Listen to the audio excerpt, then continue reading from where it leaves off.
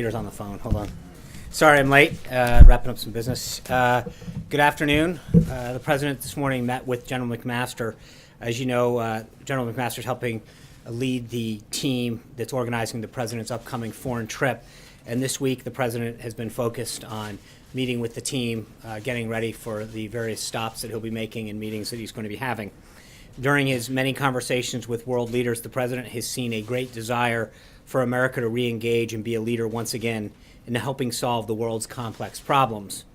And he's already made moves both behind the scenes with leaders and his public statements to show them that America is reasserting its leadership on the world stage.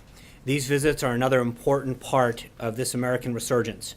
While on the trip, the president will further our strategic objectives in the region, creating new opportunities that will strengthen the United States and our allies while weakening our enemies.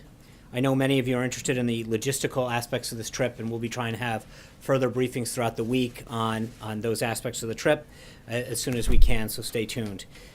Also on the subject of foreign visits, I'd like to announce that the president has invited the Crown Prince of the United Arab Emirates to visit the White House on May 15th.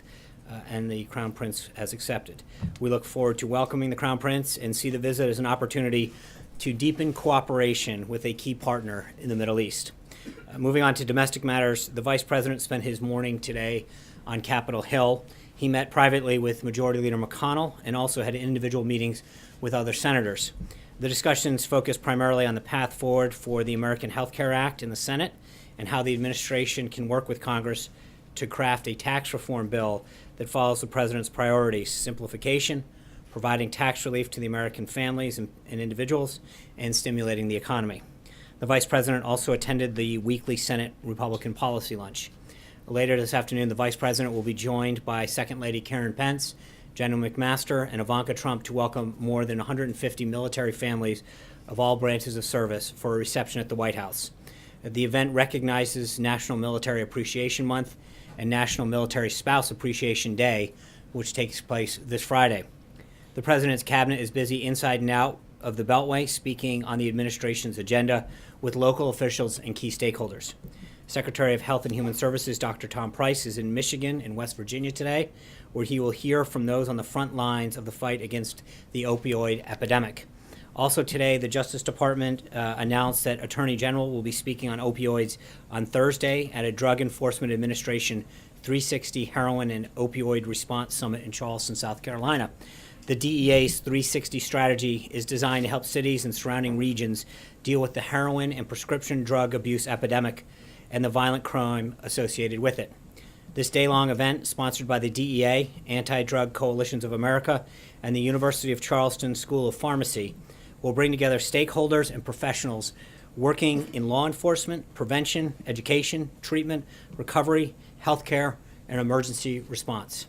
In Washington, Secretary of Commerce Ross is speaking this afternoon at the 47th Conference of the Americas, which is taking place at the State Department. The event brings together administration officials, distinguished leaders from across the region to focus on major policy issues affecting the hemisphere. Also at the State Department this morning, Secretary Tillerson participated in a signing ceremony for the United States-Georgia General Security of Information Agreement with the Prime Minister of Georgia, a major milestone in security cooperation between our two countries. The President was also pleased to see several top administration officials recently move through the Senate. Last night, Heather Wilson was confirmed to be Secretary of the Air Force, and Governor Branstad was approved by the Senate Foreign Relations Committee to be ambassador to China and is moving on for a vote on the floor of the Senate. The President also looks forward to seeing Dr. Scott Gottlieb confirmed by the full Senate to serve as Commissioner of the Food and Drug Administration later today. Finally, with regard to the Paris Climate Agreement, the President has been meeting with his team for quite a while on this matter, and he will not be making an announcement regarding that agreement until after he returns from the G7. With that, I'd be glad to take your questions. Caitlin. Thank you, Sean. We got two questions for you today. The first one is, why did the president wait 18 days to fire Mike Flynn after the White House was informed of his conduct and warned that he was a potential target for Russian blackmail? Because you realize the timing of this makes a lot of people think that he wouldn't have been fired if the story had not come out in the media. Well, I think, first of all, let's look at the timeline. Sally Yates came here on the 26th of January. Then she informed the counsel's office that there were materials that were relevant to the situation. It wasn't until about 7 days later that they had access to those documents.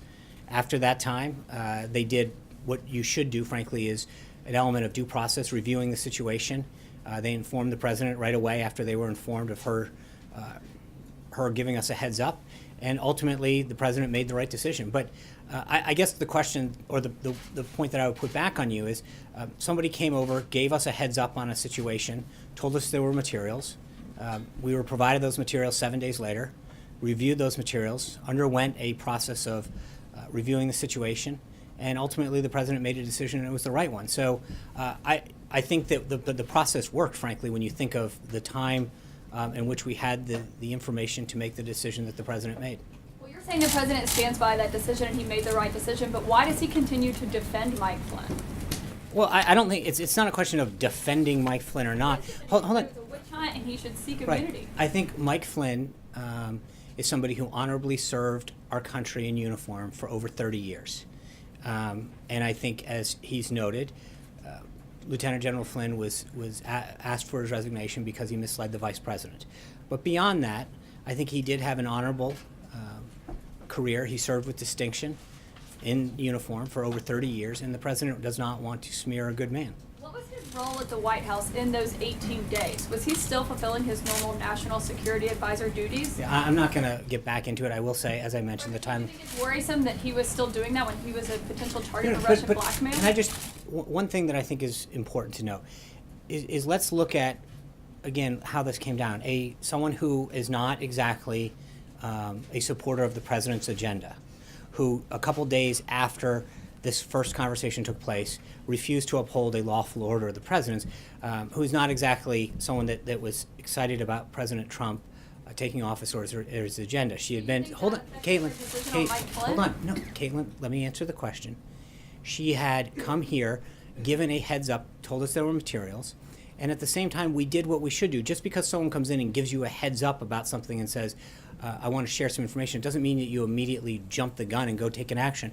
I think if you flip this scenario and say, what if we had just dismissed somebody because a political opponent of the president had made an utterance, you would argue that it was pretty irrational to act in that manner. We did what we were supposed to do.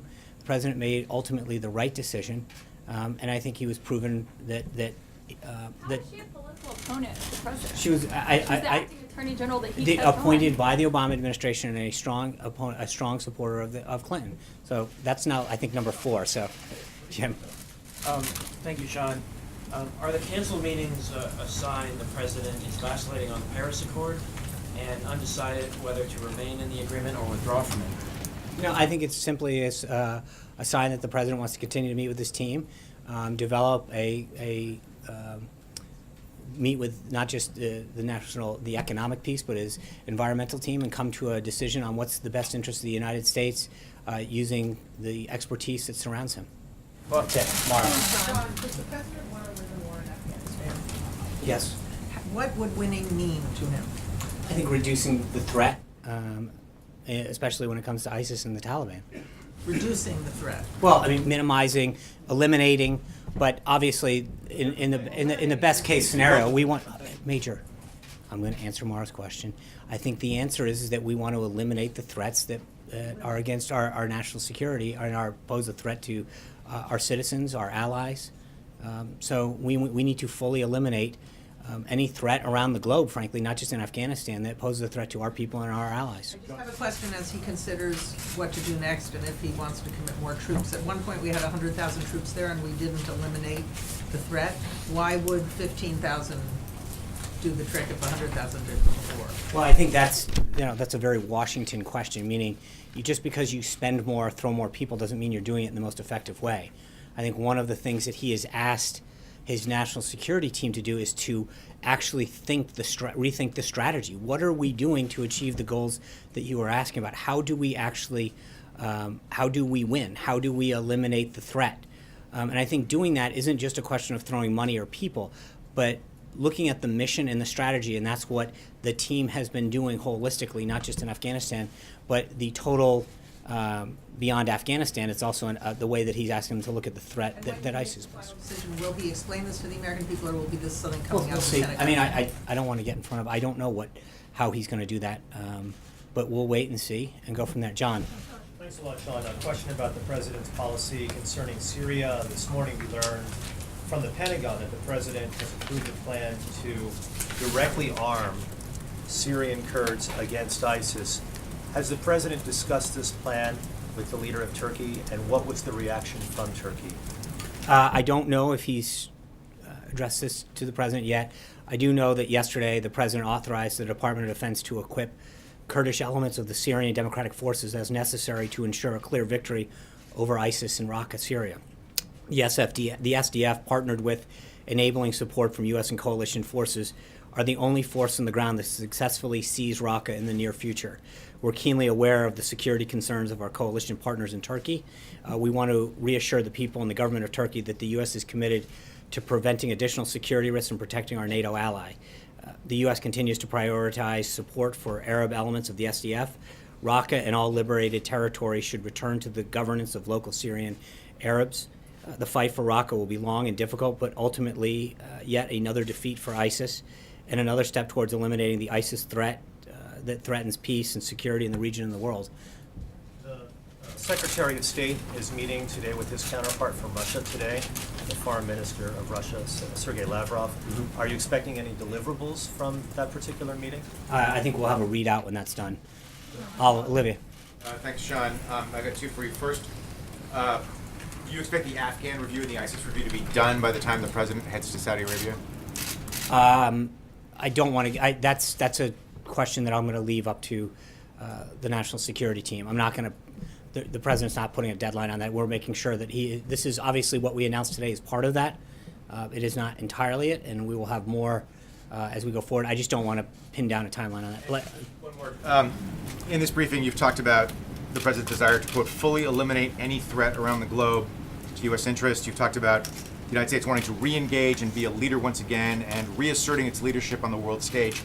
Some of the president's supporters are going to hear in those comments maybe a bad omen about the president changing his mind and becoming more interventionist. Not saying he wasn't going to be interventionist because he talked about ISIS a fair amount, but what would you tell them about, is he going to embark now on nation building? Is he going to deepen American involvement in conflicts in Syria and Afghanistan and elsewhere? No, I appreciate that. I think that his priorities remain the same, but he's going to do what he can to make sure that he protects the country and our people and threats that directly affect the United States. Brian. Thank you. Just following up, and correct me if I'm wrong, I know you will, but the day after it was announced that he was under investigation, Flynn, he met with, if I'm correct, with Pence and the Russians on a phone call. So while he's under investigation, why is he being allowed to participate as a national? I really don't recall the schedule from that day, Brian's up. But the point is, again, I think this is, look, I answered the question a moment ago, but I think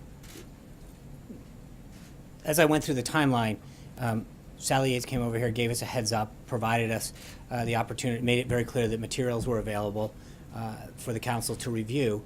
But and we followed that process. And within 11 days after that, we accepted General Flynn's resignation that the president had asked for. But the point being, while he's under investigation, I understand, but what is look, he? we're not going to relitigate the past on this. I think we've been very clear as to what happened and why it happened. I think the president made the right decision, and we've moved on. Like. Sean, can you confirm that the meeting today between Ivanka Trump and Mr. Pruitt was canceled, and if so, why? I don't know. I'd be glad to get back to you on that. I'm not sure. And secondly, as it relates to the G7, you said the decision on the Paris Climate Agreement will be made after the G7. So does the president feel that he can extract any concessions while he's there? Does he feel like he can renegotiate it? Or does he just want more time? Why until after the G7? I think the president wants to make sure that he has an opportunity to continue to meet with his team to create the best strategy for this country going forward. Sarah Murray, welcome back. Mrs. Sarah Murray. Congratulations. Thank you very much. I just want to get back to Olivier's point. I mean, why shouldn't President Trump's supporters, if he does decide to add more troops in Afghanistan, see that as running counter to what he campaigned on for so long? The notion of America first, the notion of, the fact that we're too involved in foreign entanglements abroad. He campaigned on that, and the way he's governed, I think, from what we've seen in Syria and from what he's considering in Afghanistan, seems to send a very different message. I just want to be clear, the one thing that there is a difference between Afghanistan proper and our effort to defeat ISIS. And that's one thing that he was also very clear on in the campaign, that, and as president, that he is going to do everything he can to fight radical Islamic terrorism, to root out and destroy ISIS. In some cases, if ISIS, where he has to go into Afghanistan, they may be synonymous at that point, but they are not always the same, right? You can be in, the goal is always going to be defeat ISIS, which is something that he's been very clear on with the American people from the get-go. But that all being said, let's be clear, with the exception of the piece that we announced today, that the president authorized yesterday, no decision has been made. So let's not get ahead of what that ultimate policy will be. One other question. Can you just give us a better sense of what the president has been doing with his time the last few days? We haven't had very detailed schedules. We haven't been seeing him publicly. He's only had, 1 or 2 meetings. So what is he actually doing all day long? Thanks. I mean, as I said at the top, the president's going on a 8-day trip. He's going, to Saudi Arabia, Israel, Rome, G7, NATO. This is an opportunity. Next week, as I mentioned, he's going to have the Crown Prince here. He's got a commencement speech at the Coast Guard Academy. Part of the use of this week is to be meeting with the principals and the head of the directorates of the countries that we're going to ahead of the meetings, where he's receiving extensive briefings throughout the week with his team. He's had several meetings with General McMaster over the last couple of weeks, who's one of the leaders in the effort for this trip. He's met with the chief of staff, his legislative team. He was just meeting when I walked out of the Oval Office with his part of his economic team. So this is an opportunity for him to get ahead of this first really long foreign trip, to make sure that he is on a whole host of issues, whether it's ISIS, whether it's our economic issues or trade issues, to make sure that we go in there, strengthen our relationships, but also make sure that we put America's priorities first.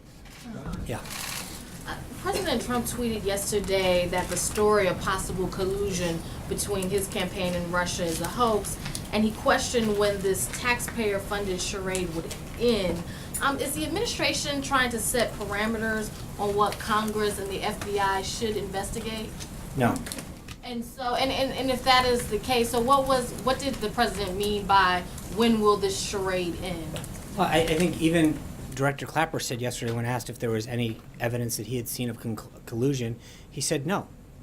And I think that at some point, I said it before in this briefing room, but we have to take no for an answer. He said that the director of National Intelligence asked, has there been anything that you've seen additionally that shows collusion? He answered very clearly. The answer is no. And it continues to be no. And I think that there's a point at which all of the things that the president is doing economically and in national security wise to move the country forward we need to take no for an answer and move on to the issues. But is it the role of Congress and the FBI to say when a matter should be concluded and not the White House? And then also following up on that, Senator Lindsey Graham has said that he wants to look into President Trump's business dealings to see if there are any connections to Russia. Would the White House cooperate with that? Yeah, so the president obviously was aware of Senator Graham's suggestion after he made it today, and he's fine with that. He has no business in Russia. He has no connections to Russia, so he welcomes that. In fact, he has already charged a leading law firm in Washington, D.C. to send a certified letter to Senator Graham to that point, that he has no connections to Russia. So that should be a really easy look. Matt. Thanks, Sean. 2 questions on 2 different topics. First, you said that Sally Yates was a strong supporter of Hillary Clinton. What is that based on? I think she's made some, I think it was widely rumored to play a large role in the Justice Department if Hillary Clinton had won. So on a different topic, I have a question about that fired usher, Angela Reed. Mm-hmm. It was reported that she received a generous severance package. I'm wondering, how do you give a substantial severance package to a government employee? I don't know. I'd be glad to get back to you on that. Anita. Yesterday we learned that Sally Yates had said that she learned of the first immigration order, the travel ban, by reading the newspaper. And I'm wondering why the acting attorney general wasn't privy to that. Was that because she was a Obama appointee, Clinton supporter? Why was the acting attorney general not notified? And she had just met that same day that it was signed with Don McCain. And so he could have mentioned as well. I don't I don't know why she wasn't. Again, I think if we want to relitigate the first executive order at the time, we talked about all of the proper individuals that needed to be made aware of, were made aware of at the time. Is it not unusual that the I Attorney don't. General? Again, I think I also, just to be clear, again, remember, this is someone who ultimately didn't even want to enforce it. So to prove, I mean, to suggest that somehow. She wanted to enforce it until she knew. I understand that, but I think ultimately we were proven right about who needed to be in the loop on that, because she ultimately chose to disregard the president's lawful order. It was on purpose, though. Is what No, you're I didn't saying. say that. Please don't. I did not say that. What I'm saying is that we discussed at the time of the executive order being signed back in January, the process by which that was followed. The appropriate people then were in the loop on that. Sarah.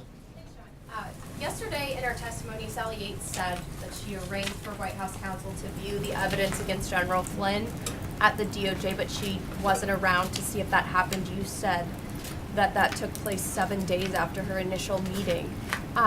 Was the evidence against Flynn relayed to the president at that time, or did the president learn about the allegations against Flynn through the media 18 days later? So following the meeting, the White House counsel immediately informed the president and senior White House personnel when she first came here. Late on Friday, the 27th, Yates and the White House counsel met again to discuss certain issues that she had left unclear at the time. And then the president, as you know, fired her on the 30th of January after she refused to enforce the president's legal executive order, contrary to the advice of career DOJ officials at the time, who had told her that this was legal. She overrode them, didn't do this. The White House didn't get access to that underlying evidence described by Ms. Yates until Thursday, February 2nd, which is a week after Ms. Yates first met with the White House counsel. And then that's when I think the full sort of review began, once they had access to that information. Was the president informed at that time? or I did the know he was review informed begin? at the front end of what she had told him, and the council had informed them that they were going to then seek the information that she said was available to them. Hallie. Two different topics for you. I want to follow up on what a couple of folks have already mentioned here. You've described in this briefing what Sally Yates did as a heads up with Don McGahn. She has testified she came to the White House twice in person to meet with Don McGahn on the 26th and the 27th to do more, she says, than simply offer to provide materials. She says she encouraged the White House to act and expressed real concern about Mike Flynn being compromised by the Russians. On the 28th, Saturday, Mike Flynn sat in on that Oval Office phone call with President Putin. Was that the right call? Again, I think what you have is somebody who was an Obama appointee coming in and saying, I get it, but at that moment, sure, you have someone who you have to wonder why they're telling you something, to the point where they had to come back a second time because what they were saying was unclear. So let me follow up on that, because and before I get to the second topic, you said it was widely rumored that she wanted to be a part of the Clinton White House potentially. And so that makes you negate her coming to No, the... I'm not. I guess my point is that somebody who clearly showed by the fact that career DOJ attorneys told her that the president's lawful order, that she should sign the president's lawful order, and then chose not to do it, was clear. I get it, but that vindicates the president's point that this was not somebody who was looking out. She would have done that, I guess. I think my point is that we were correct in the assumptions that we made at the time. Trey. My second topic for you, though, is just on healthcare. Yeah. Is the White House asking Senate leadership to put more women on the working group? I'm not aware of that. Trey. Would the White House like to see that? I think the more voices that we can put on a panel to help get this done, the better. So to the extent I'm not going to tell Leader McConnell, or the White House is not going to tell him how to conduct a panel, but at the same time, I think that any voices that can be constructive in getting a more patient-centric healthcare system put together, would be welcome. But that's not our call to make. Trey. Thanks, Sean. There's been a number of conversations in Washington this week about the relationship between H.R. McMaster and the president. How does President Trump characterize his relationship with his national security advisor? Excellent. Another follow-up question Yeah. very quickly on Flynn. You've spoken from the podium before about the president asking Michael Flynn to resign as a result of him misleading the vice president. We've learned a lot about Michael Flynn this week and potential investigations, and we know actual investigations into his actions before coming here to the White House. Was this at all considered in the president's decision to ask him to resign? I think you can only, you can only accept someone's resignation once. So he asked for it, he got it, and so to go back and relitigate isn't really something that makes a ton of sense. He got it, he asked for it, he got it the first time. I don't think you go back and continue to say, would I have asked for it here, here, and here? He did what he did the first time, he was right, and he got it. Amen. Thanks, Sean. Can you just be clear on the 18 days? Did the White House put any security restrictions on Mike Flynn at all during that period of time? Was he limited in terms of his access to classified information, national secrets, or decision-making in any way? I'm not aware of any. Was that a mistake in retrospect? I can't, it doesn't, the decision that we made was the right one. The president made a decision, he stands by it. Jenna. So I just want to go over this timeline again. You have Yates coming to the White House on January 26th and the 27th. You then have McGahn going to the DOJ on February 2nd to see those documents. But it's not until February 13th that Flynn actually resigns. Well, tell us what happened between, you got this warning, you then saw documents that backed up that warning, and then you have 11 days that pass. What was happening in those 11 days? I think if you go back in time and look at what we talked about at the time, there were several conversations that occurred with General Flynn between the Chief of Staff, the General Counsel, the Vice President, that all occurred then. Look, when you think about the scope of time that actually occurred, those 11 days, to make sure that we did the right thing is important. And we ultimately did, and that's what's important when you think of this. And when you look at this compared to other instances, the idea that in 11 days a review was conducted, the president acted decisively, I think that's actually shows that the system worked properly. John. Are you guys disputing at all how Yates describes those conversations on the 26th and 27th? She's saying that she came here with great urgency, that she made clear that he had been compromised, that she had evidence that he had been compromised, that this was something that she felt like the White House was going to take action on? Well, look, I'm not going to, I don't think that there's 100% agreement about how she describes everything. But I think generally, as far as the timeline goes, we're fine with it. But I'm not going to nitpick the fact that her, what her tone was like. I would suggest that the reason that she was asked to come back the second day was because it clearly wasn't that clear on the first day. So I think logic dictates you don't ask someone to come back and explain themselves a second time if they have done an effective job the first time. But again, I'm not going to get into needling every little point about what happened. John. Thank you, Sean. I have two questions on Of course. diverse areas. First, a citizens group known as United Against a Nuclear Iran released a list of 16 American companies a few days ago, among them Volvo, Honeywell, and Schlumberger, all of which are cutting back on jobs employing Americans, but all of which expressed a desire to do business in Iran under the terms of the deal that was made with Tehran. My question is this: what is the administration's response to businesses who say they want to do business in Iran under a deal the president described as the worst ever? I think that speaks for itself. I mean, the president's very clear on what he thinks of the Iran deal, and companies need to abide by the law. All right. My other question is this.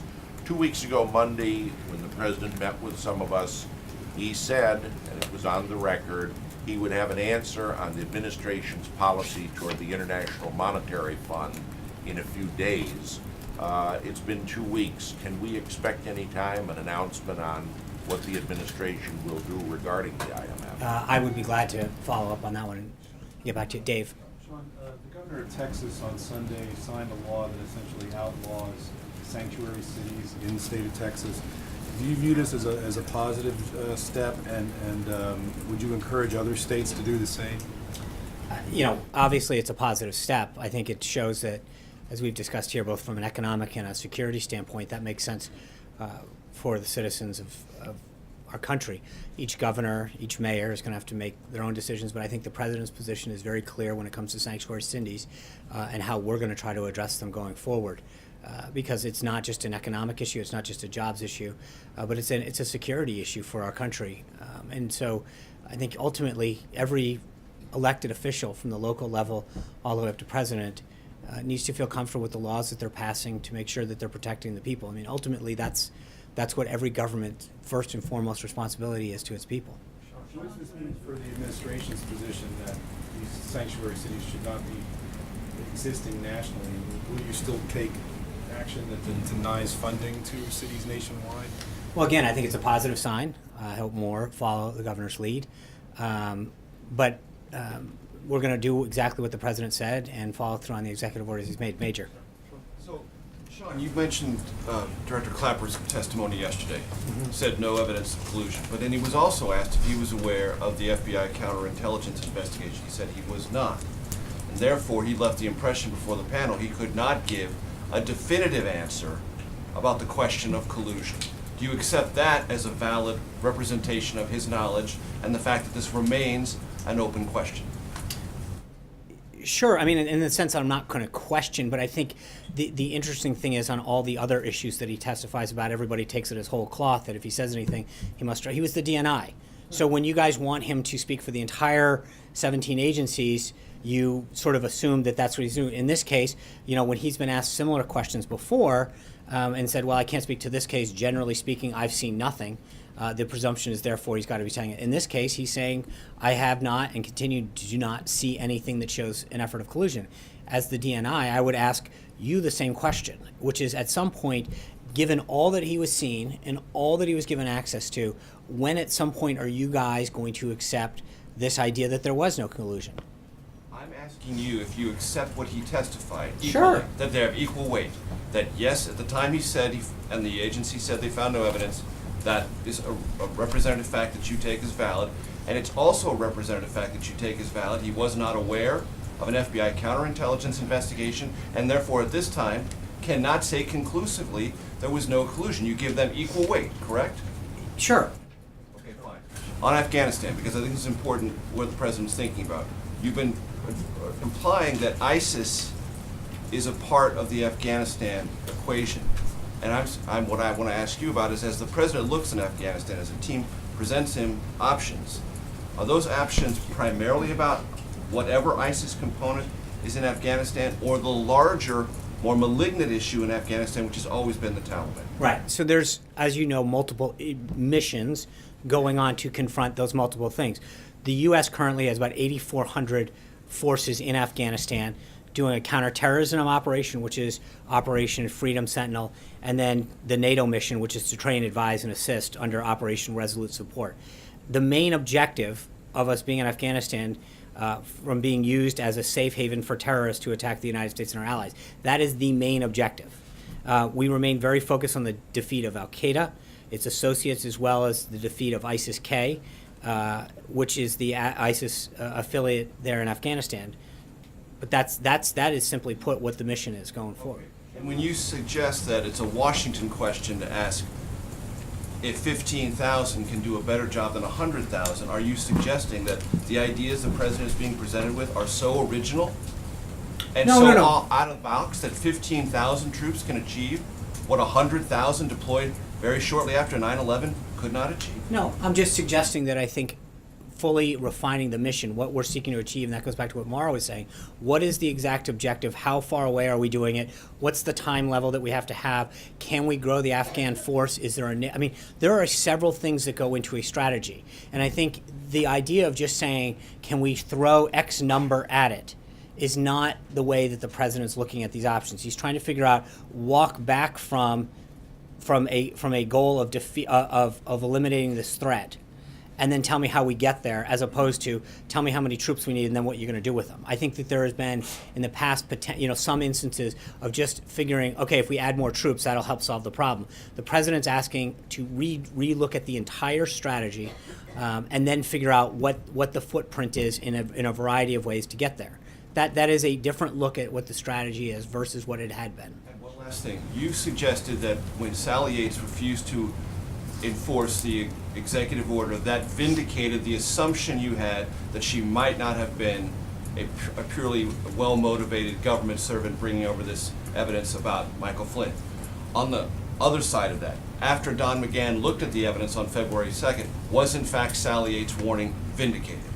I don't know. Was I don't she- know what Don saw, so I'm not privy to that. You told us that led to his firing, so it had to have some legitimacy, right? No, what led to his firing was that he misled the vice president. But wasn't that information about Again, those I cannot get into, and I don't know, frankly, what was in those Should materials. the country not assume that she was vindicated I by don't- that review of the evidence? No, I don't think they should assume anything. I think facts should guide it. And the bottom line is the president fired him for misleading the vice president. And he was, I just said to you, Major, multiple times, and I said at the time.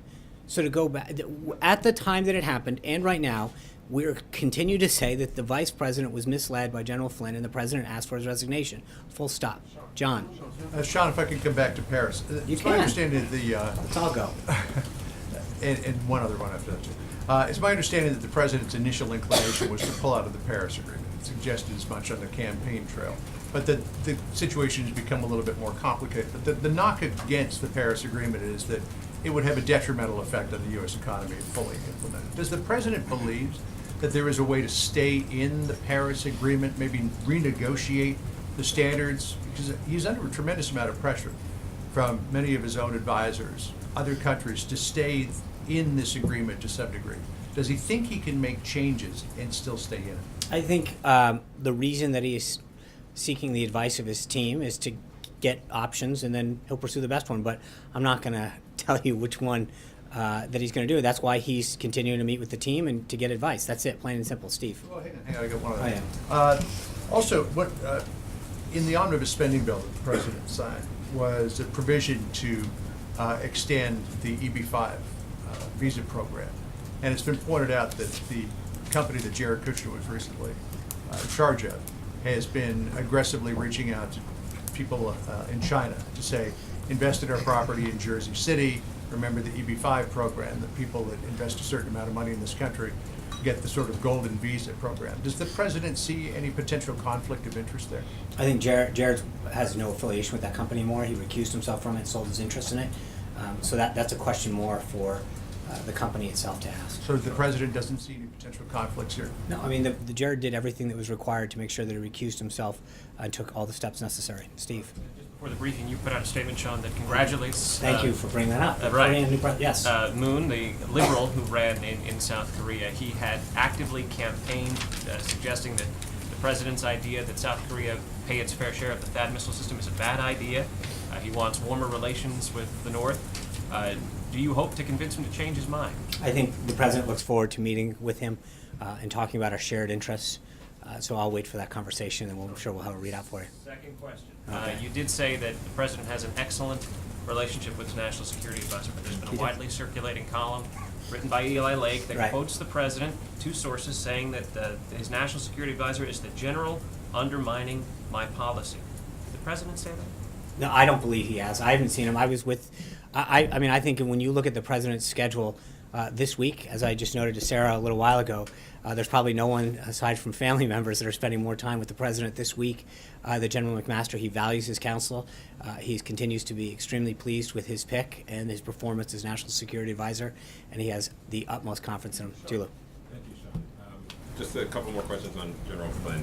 You keep saying that the White House was given a heads up by Sally Yates about what General Flynn had said to the Russians.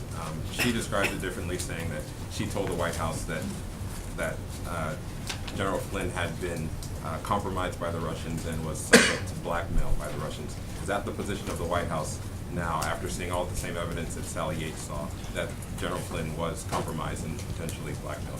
I think, look, we've commented on this. We made a decision based on actions that he took. The president asked for and accepted his resignation. We're not looking to relitigate this. Don't the American people deserve to know whether or not they're They need to know that the president took decisive action in this country's best interest. And back to Steve's question, made an excellent choice for National Security Advisor. by a foreign actor? I don't know that you'll know. I mean, that's up for To that conclusion. So She now- didn't. I think that's. I don't know that that's for her to come to that conclusion without any investigatory method seems a little premature, don't you? I mean, to say that. Hold on, no. But what I'm saying is, Did the White House investigate whether or not their national security all I'm gonna, advisor as had I've said been compromised multiple by the Russians? times, we looked into the situation. The president made a decision, and it was the right decision. Jonathan. Sean, a follow-up on that, but first I wanted to ask you about Director FBI Director James Comey's testimony before the Senate, which now apparently it looks like the FBI Director gave inaccurate testimony to the Senate. Is the White House concerned that he greatly exaggerated or misstated what kind of contact Huma Abedin had in terms of her emails and sending them to Anthony Weiner? I have not asked the president or the staff about that, but I mean, I think there's the one issue is I don't think there's any question by any account that that there was classified information inappropriately shared on an unclassified system to an uncleared person. I mean, that's, to me, I think what continues to be the takeaway. But is the White House concerned that the FBI Director apparently gave inaccurate testimony? I don't, at this point, I have not asked, and I'm not fully aware of the, I mean, I'm aware of the testimony that occurred and the inquiries, but I've yet to follow up on that, and I'd be glad to follow up. Does the President still have confidence, full confidence in FBI Director James Comey? I have no reason to believe, I haven't asked him, so I have not asked the President since the last time we spoke about this. And the last time you spoke about it, you said he did have confidence, but you're not sure to say that again now? Well, I don't, in light of what you're telling me, I don't want to start speaking on behalf of the President without speaking to him first. And then one follow-up on Flynn. The President, of course, had said that Flynn should ask for immunity before agreeing to testify. Does he still believe that? I think General Flynn should seek the advice of counsel and take their advice with respect to his investigation and the inquiries into his background. But that's a decision for him and his counsel. Thank you guys very much. Have a great day.